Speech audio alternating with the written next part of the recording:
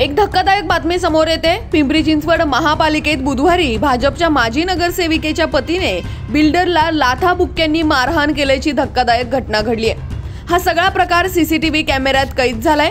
महापालिकेत राडा घालणारे माजी नगरसेविकेचे पती नितीन बोराडे असे त्यांचे नाव आहे। भाजपचे आमदार महेश लांडगे यांचे ते कट्टर समर्थक आहे। सीसीटीव्हीत बोराडे बिल्डरला सर्वांदेखत लाथाबुक्क्यांनी मारहाण करताना दिसतायत। माजी नगरसेविका सारिका बोराडे यांचे ते पती आहेत। नेमके प्रकरण काय आहे पहा। नितीन बोराडे यांचे चुलते आणि बिल्डर नरेश पटेल यांची बोराडेवाडीत जमीन आहे। सर्वे नंबर 644 मध्ये दोघांची जमीन एकमेकांना लागून आहे। त्याच जमिनीतून विकास आराखडा मार्ग जातो। त्यावरून दोघांमध्ये वाद सुरू होता आणि त्याची सुनावणी महापालिकेत होती। त्या सुनावणीनंतर नितीन बोराडे आणि नरेश पटेल यांच्यामध्ये वाद झाला। प्रकरण हाणामारीपर्यंत गेले। महापालिकेच्या सुरक्षा रक्षकांनी बोराडे यांना रोखले आणि प्रकरण निवळले। पण हा संपूर्ण प्रकार सीसीटीव्ही कॅमेऱ्यात कैद झाला। पहा या सीसीटीव्ही फुटेजच्या माध्यमातून नेमके काय घडले।